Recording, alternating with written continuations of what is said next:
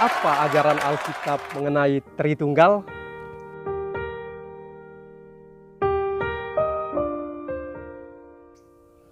Dalam nama Bapa dan Putra dan Roh Kudus. Amin. Salam sejahtera para sahabat, damai dan sukacita oleh Roh Kudus melimpah senantiasa dalam hati dan kehidupan kita semuanya. Dalam video kali ini para sahabat, saya akan mengulas tentang ajaran iman Kristen, yaitu tentang Allah Tritunggal atau sering disebut dengan Trinitas. Tentu sering diperdebatkan baik oleh sesama Kristen maupun oleh orang non-Kristen di luar sana. Nah, tentunya saya akan menjelaskannya sesuai dengan ayat-ayat yang tertulis dalam Alkitab kita. Nah, para sahabat, hal yang paling sulit dalam konsep Kristiani mengenai Tritunggal Maha Kudus adalah tidak adanya penjelasan yang cukup untuk itu. Bahkan Santo Agustinus sendiri mengatakan, kalau engkau memahaminya, ia bukan Allah lagi. Seperti dikutip dalam Katekismus Gereja Katolik nomor 230.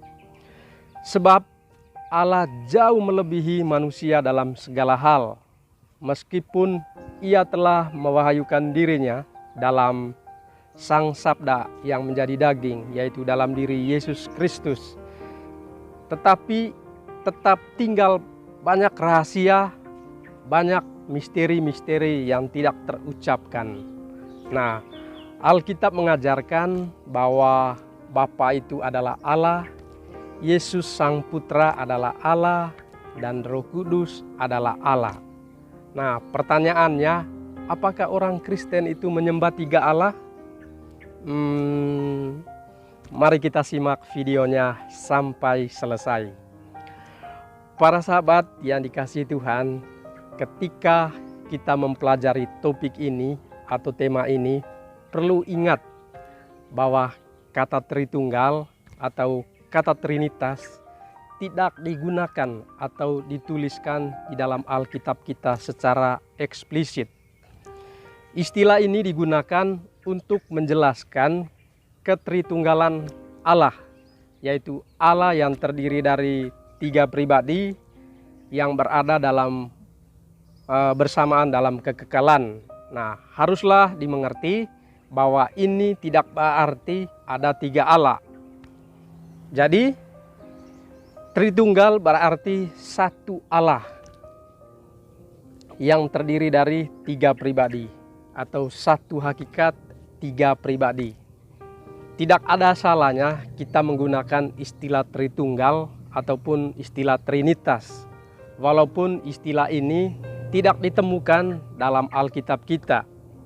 Lebih gampang mengucapkan Tritunggal atau Trinitas daripada mengatakan Allah yang Esa yang terdiri dari tiga pribadi yang berada dalam bersamaan dalam kekekalan. Tentu itu sangat panjang jika diucapkan lengkap seperti itu. Jadi para sahabat, jangan kandas pada istilah Tritunggal atau Trinitas ya.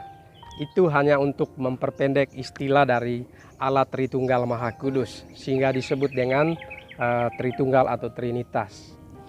Para sahabat yang dikasihi Tuhan, setelah kita mengetahui mengapa ada istilah Tritunggal atau Trinitas, sekarang mari kita menjawab pertanyaan di atas. Apakah orang Kristen itu menyembah tiga Allah? Nah, jawabannya, orang Kristen menyembah Allah yang Esa. Dari kitab pertama yaitu kitab Kejadian sampai di kitab yang terakhir yaitu kitab Wahyu.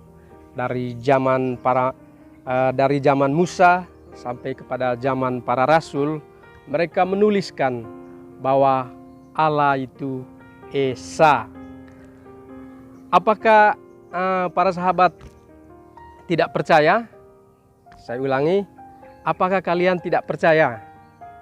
Untuk itu mari kita lihat ayat-ayatnya di dalam Alkitab kita agar para sahabat percaya bahwa orang Kristen juga menyembah Allah yang esa. Yang pertama, Musa menuliskan dalam kitab Ulangan pasal yang ke-6 ayat yang ke-4.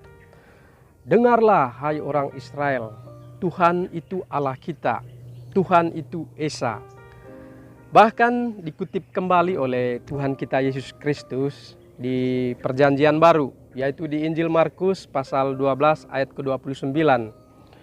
Hukum yang terutama ialah dengarlah hai orang Israel, Tuhan Allah kita, Tuhan itu esa. Bahkan Rasul Paulus sendiri yang sering difitnah atau bahkan mereka bilang menyesatkan ajaran Kristen, justru Paulus menyatakan hal yang serupa seperti para nabi, seperti yang Yesus ajarkan dalam surat-surat Paulus. Mau bukti? Mari kita lihat ayat-ayatnya. 1 Korintus bab 8 ayat 4. Tentang hal makan daging persembahan berhala, kita tahu tidak ada berhala di dunia ini dan tidak ada Allah lain daripada Allah yang esa. Itu Rasul Paulus dari surat ke Korintus. Kemudian dari surat Galatia pasal 3 ayat 20. Seorang pengantara bukan hanya mewakili satu orang saja, sedangkan Allah adalah satu. Itu surat yang kedua. Kemudian 1 Timotius pasal 2 ayat 5. Karena Allah itu esa dan esa pula dia yang menjadi pengantara antara Allah dan manusia, yaitu manusia Yesus Kristus atau manusia Kristus Yesus. Kemudian 1 Timotius pasal 1 ayat 17. Hormat dan kemuliaan sampai selama-lamanya bagi Raja segala zaman, Allah yang kekal, Allah yang tak nampak, dan esa. Amin. Nah, para sahabat, sudah sangat jelas kan jika di Alkitab kita itu sangat konsisten bahwa dari dulu Perjanjian Lama sampai Perjanjian Baru Allah itu adalah esa. Namun ingat para sahabat, esa yang tertulis dalam Alkitab bukanlah tauhid seperti ajaran saudara kita Islam, melainkan esa yang artinya Tritunggal. Nah, mau bukti? Mari kita lihat ayat-ayat tentang Tritunggal berikut ini. Yang pertama dari kitab Kejadian pasal 1 ayat 1. Pada mulanya adalah Allah menciptakan langit dan bumi. Kata Allah dalam bahasa Ibrani adalah Elohim dalam bentuk jamak. Nah, apakah jamak itu nanti akan saya bahaskan. Nah, Kejadian 1 ayat 26. Berfirmanlah Allah, baiklah kita menjadikan manusia menurut gambar dan rupa kita. Ingat kata kita. Kemudian Kejadian pasal 3 ayat 22. Berfirmanlah Allah, Tuhan Allah, sesungguhnya manusia itu telah menjadi seperti salah satu dari kita. Nah, kata kita juga di sini dalam bentuk jamak. Kemudian Kejadian pasal 11 ayat 7. Baiklah kita turun dan mengacau balukan di sana bahasa mereka. Nah, ini juga menerangkan kata jamak.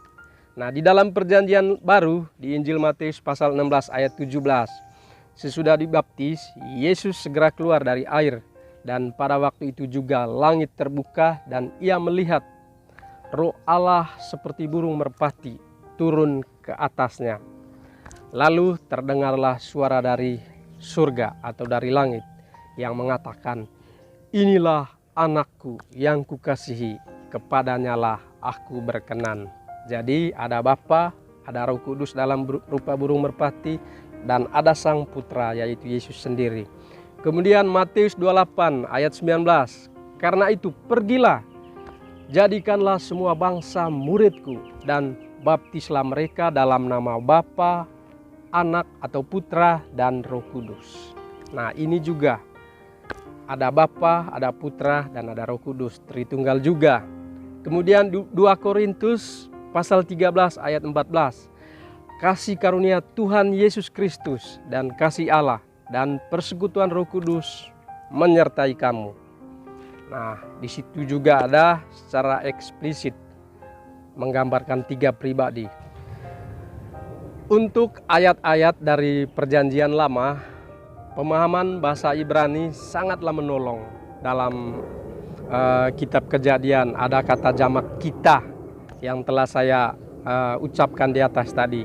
Nah, yang digunakan dalam bahasa Inggris hanya ada dua bentuk kata tunggal. Nah, dalam bahasa Ibrani ada 3 macam bentuk kata, yaitu kata tunggal atau singular, kemudian dual, dan juga kata jamak dalam bentuk plural. Nah, dual hanya digunakan untuk dua. Dalam bahasa Ibrani, bentuk dual digunakan untuk hal-hal yang berpasangan. Contohnya mata, ada 2, kemudian telinga, kemudian kaki, nah, atau tangan. Nah, kata Elohim dan kata ganti kita adalah dalam bentuk jamak, jelas lebih dari 2 dan menunjukkan pada 3 atau lebih dari 3. Nah, itulah yang dipakai dalam kitab Kejadian, yaitu Elohim, yaitu ada Bapa, ada Putra, dan ada Roh Kudus. Lalu pertanyaannya para sahabat, mengapa Allah atau Elohim dalam Alkitab dalam bentuk jamak? Gimana jawabannya? Nah, para sahabat, jawabannya mari kita lihat dalam diagram berikut ini. Ada Allah Bapa, ada Allah Putra, dan juga ada Allah Roh Kudus. Jadi 3 pribadi berbeda tetapi satu hakikat, yaitu Allah yang Esa. Mau ayatnya? Nah, 1 Yohanes pasal 5 ayat 7. Sebab ada 3 yang memberi kesaksian di dalam surga, yaitu Bapa, Firman, dan juga Roh Kudus. Ketiganya adalah satu. Nah, masih bingung dengan penjelasan saya? Kalau para sahabat masih bingung dengan penjelasan saya, mari kita cek ayat-ayat berikut ini. Setiap pribadi dalam Tritunggal itu adalah Allah. Nah, yang pertama adalah Bapa. Kealahan Bapa biasanya orang-orang di luar sana tidak pernah meributkannya. Nah, kita bisa membaca tentang kealahan Bapa dalam Yohanes pasal ke-6 ayat ke-27, kemudian Roma pasal 1 ayat ke-7, lalu 1 Petrus pasal 1 ayat 2. Lalu apakah ada ayat yang menuliskan bahwa Yesus adalah Allah? Nah, ini yang seru para sahabat, yang sering diperdebatkan. Jawabannya tentu saja ada banyak. Mau bukti? Mari kita membaca di Injil Yohanes pasal 1 ayat 1 dan ayat 14. Pada mulanya adalah Firman. Firman itu bersama-sama dengan Allah dan Firman itu adalah Allah. Kemudian ayat ke-14, Firman itu telah menjadi manusia. Firman itu telah menjadi manusia dan diam di antara kita. Dan di Injil Yohanes pasal 10 ayat ke-30 ditegaskan bahwa Yesus dan Bapa adalah satu. Aku dan Bapa adalah satu. Nah, dalam surat Rasul Paulus Roma pasal 9 ayat 5, mereka adalah keturunan bapa-bapa leluhur yang menurunkan Mesias dalam keadaannya sebagai manusia yang ada di atas segala sesuatu. Ia adalah yang harus dipuji sampai selama-lamanya. Amin. Jadi Yesus harus dipuji selama-lamanya para sahabat, karena dia adalah Allah. Kemudian di Kolose pasal 2 ayat ke-9, Sebab dalam dia berdiam secara jasmania seluruh kepenuhan kealahan. Wow. Kemudian di kitab Ibrani pasal 1 ayat 8. Tetapi tentang anak ia berkata, tatamu ya Allah tetap untuk seterusnya dan selamanya, dan tongkat kerajaanmu adalah tongkat kebenaran. Nah, para sahabat, tentu masih banyak ayat yang lain tentang keilahian Yesus Kristus. Lalu bagaimana dengan Roh Kudus? Apakah Roh Kudus juga Allah? Tentu saja para sahabat, Alkitab kita itu sungguh luar biasa. Mari kita cek ayat-ayatnya. Kita bisa membaca di Kisah Para Rasul pasal ke-5 ayat ke-3 sampai 4, yaitu tentang Ananias. Nah, Ananias Mengapa hatimu dikuasai oleh iblis sehingga engkau mendustai Roh Kudus dan menahan sebagian dari hasil penjualan tanah itu? Selama tanah itu tidak dijual, bukankah ia tetap kepunyaanmu? Dan setelah dijual, bukankah hasilnya itu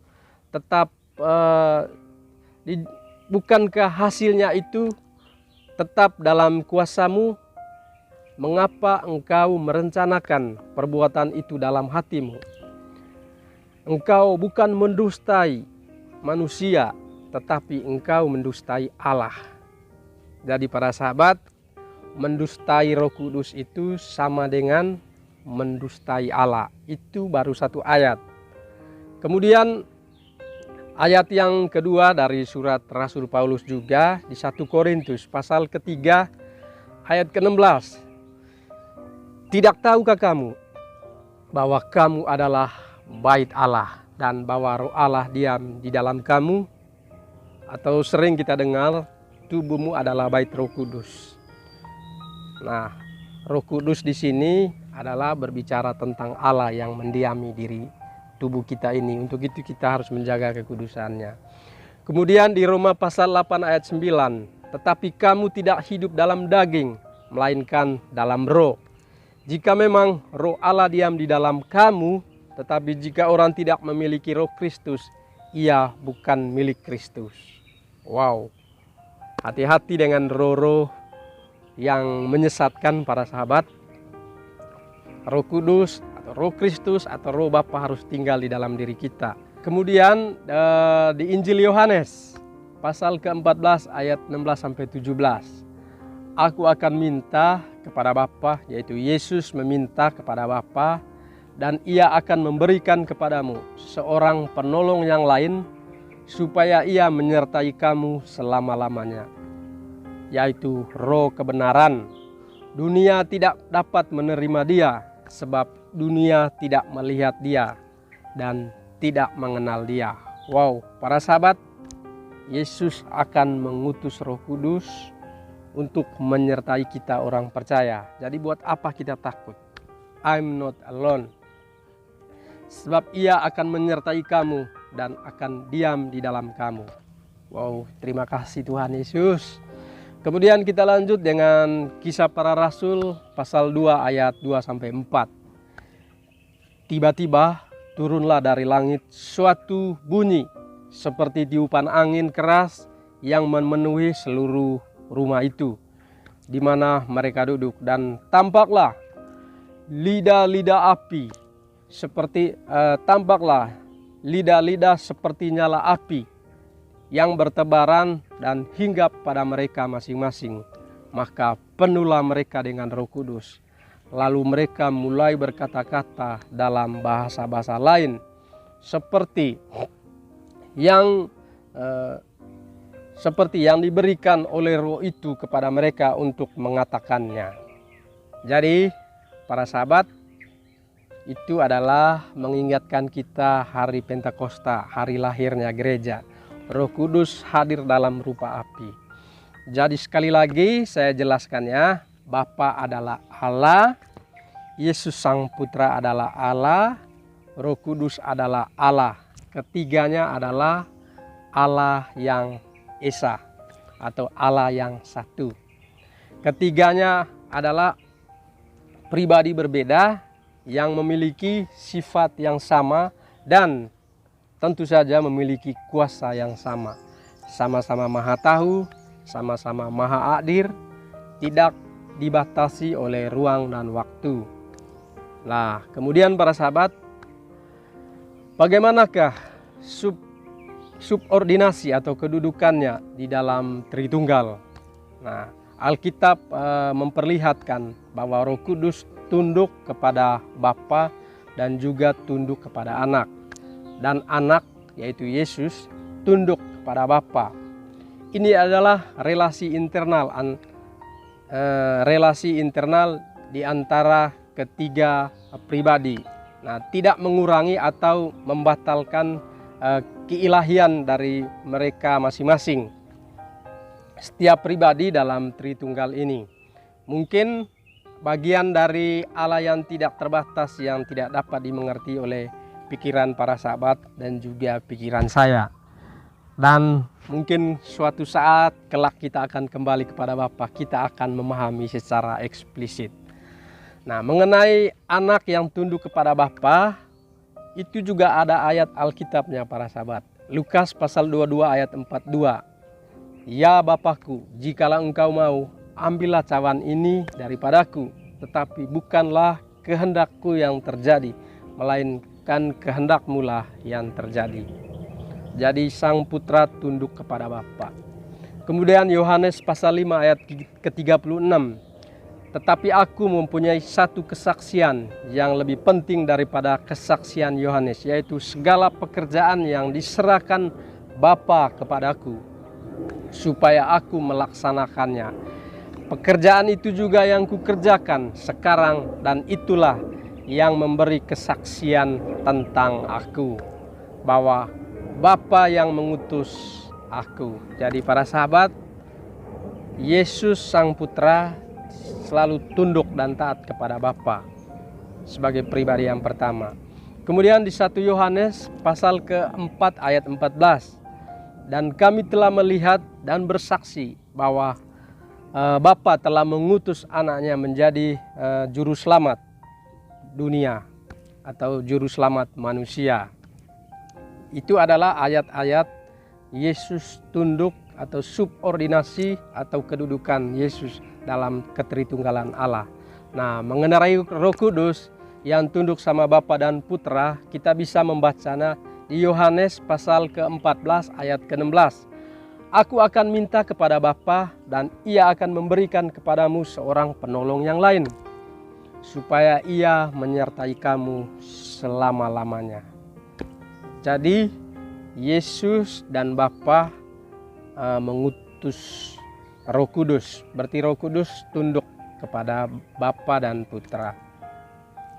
Yaitu Yesus mengutus penghibur atau Roh Kudus yang diutus oleh Bapa dalam nama Yesus. Dialah yang akan mengajarkan segala sesuatu kepada kita semua, sehingga kita mengingat ajaran Yesus, mengingat perkataan-perkataan Yesus yang ada di dalam Alkitab.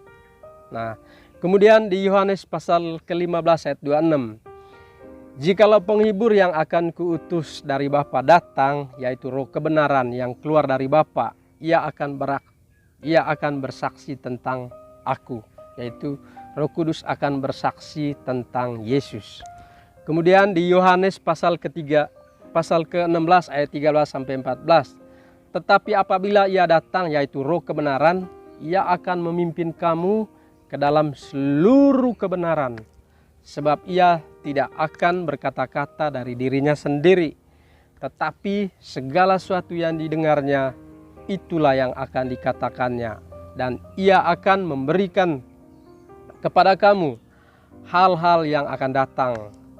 Nah, para sahabat, Roh Kudus akan mengajarkan kita dan mengingatkan kita tentang ajaran-ajaran dari surga, ajaran-ajaran Yesus.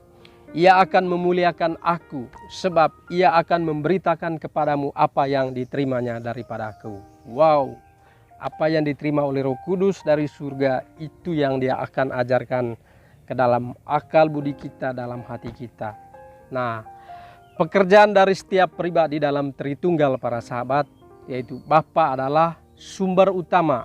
Saya ulangi, Bapa adalah sumber utama atau penyebab utama dari alam semesta. Kita bisa baca di 1 Korintus pasal ke-8 ayat 6. Namun bagi kita hanya ada satu Allah saja, yaitu Bapa, yang daripadanya berasal segala sesuatu, dan untuk Dia kita hidup, dan satu Tuhan saja, yaitu Yesus Kristus, Sang Junjungan Ilahi kita, yang olehnya segala sesuatu telah dijadikan, dan yang karena Dia kita hidup. Jadi oleh Yesus Kristus kita hidup para sahabat. Kemudian Yohanes pasal 1 ayat 3. Segala sesuatu yang dijadikan oleh Dia, dan tanpa Dia tidak ada sesuatu pun yang telah jadi dari segala yang telah dijadikan. Wow, Kalau nggak ada firman, nothing, tidak ada apapun. Para sahabat, Bapa juga adalah sumber utama dari pewahyuan ilahi. Kita bisa baca di Yohanes pasal 1 ayat 1. Pada mulanya adalah firman. Firman itu bersama-sama dengan Allah dan firman itu adalah Allah. Kemudian di Injil Matius pasal 11 ayat ke-27. Semua telah diserahkan kepadaku oleh Bapakku, dan tidak seorang pun yang mengenal anak selain Bapa, dan tidak seorang pun mengenal Bapa selain anak, dan orang yang kepadanya anak itu berkenan menyatakannya. Kemudian di Injil Yohanes,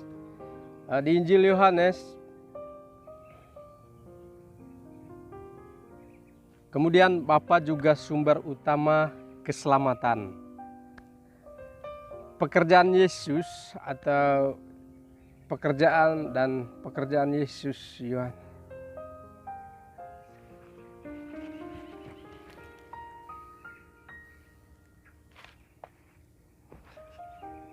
Bapa juga sumber utama keselamatan. Mau tahu ayatnya? Nah, pekerjaan Yesus bisa kita lihat di Yohanes pasal 3 ayat ke-16 sampai 17. Ayat yang sangat terkenal.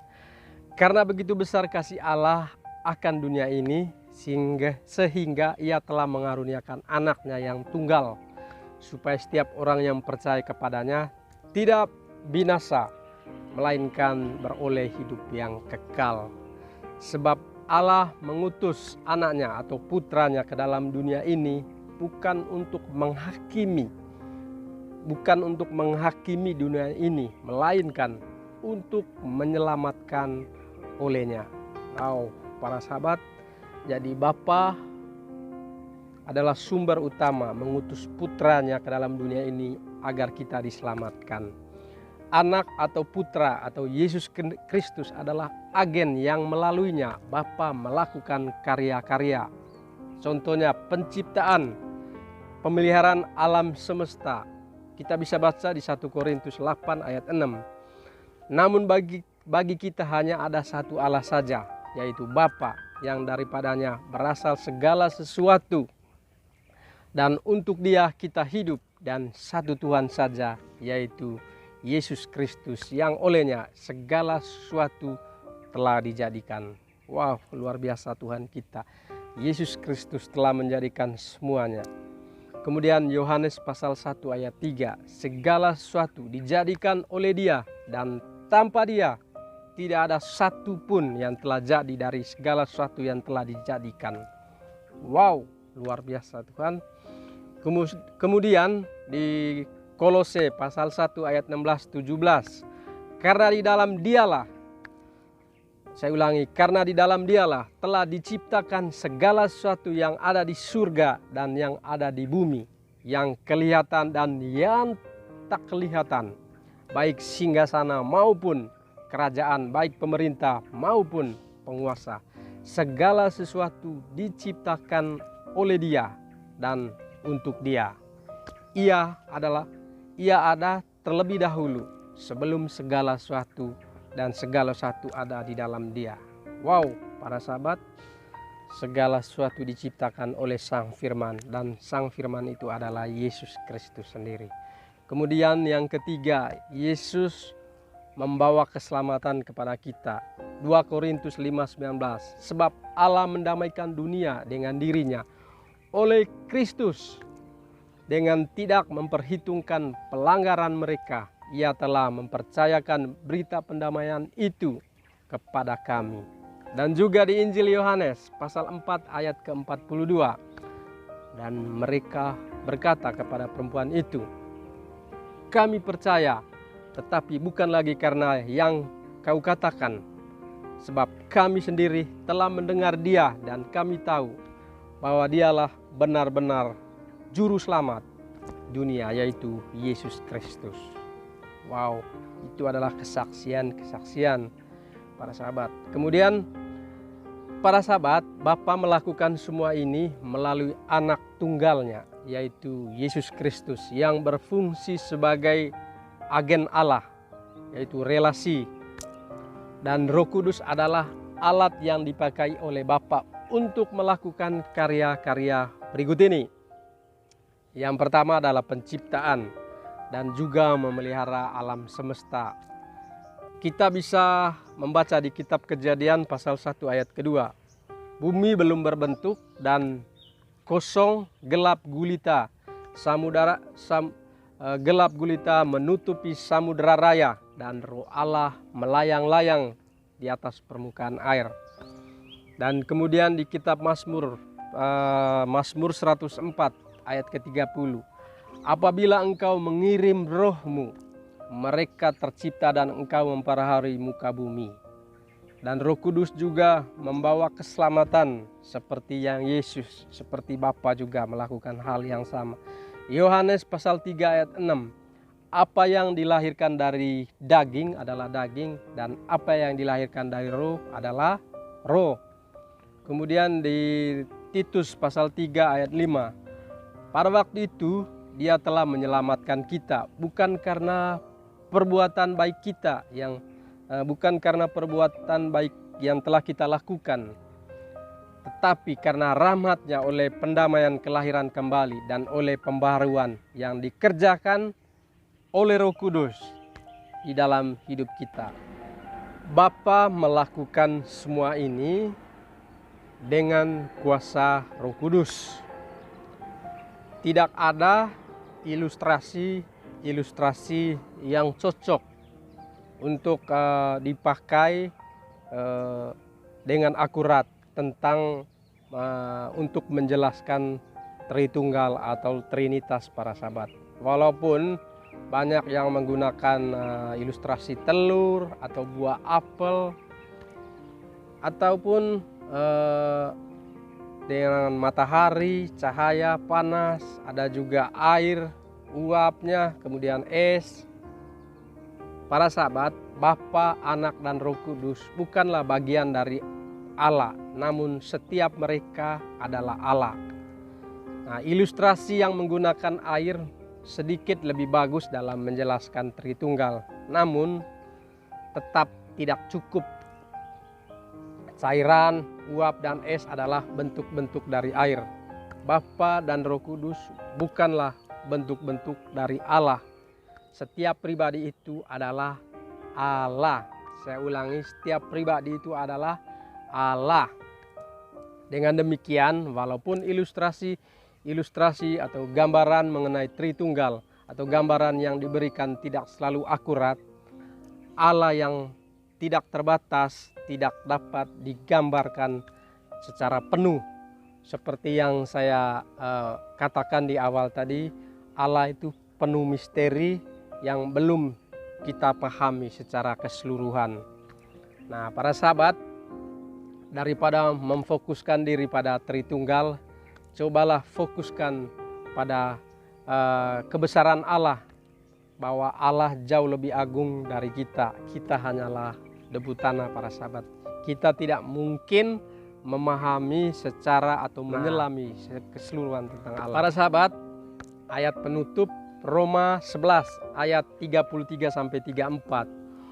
Oh, alangkah dalamnya kekayaan, hikmat, dan pengetahuan Allah. Sungguh tak terselidiki keputusan-keputusannya, dan sungguh tak terselami jalan-jalannya. Sebab siapakah yang mengetahui pikiran Tuhan? Atau siapakah yang pernah menjadi penasihatnya? Wow, para sahabat, Anda dan saya hanyalah debu tanah yang dihidupi oleh Allah dengan hembusan dan rohnya. Sekian untuk video singkat mengenai tentang Tritunggal pada video kali ini. Mungkin antara para sahabat dan ulasan dari saya sedikit berbeda, tetapi itulah seperti yang saya katakan di atas tadi. Yang penting kita sesama Kristen tetap percaya bahwa Allah itu Esa, terdiri dari 3 pribadi, 1 hakikat. Semoga video ini sedikit membantu. Tuhan kita Yesus Kristus senantiasa memberkati kita semua. Amin. Dalam nama Bapa dan Putra dan Roh Kudus.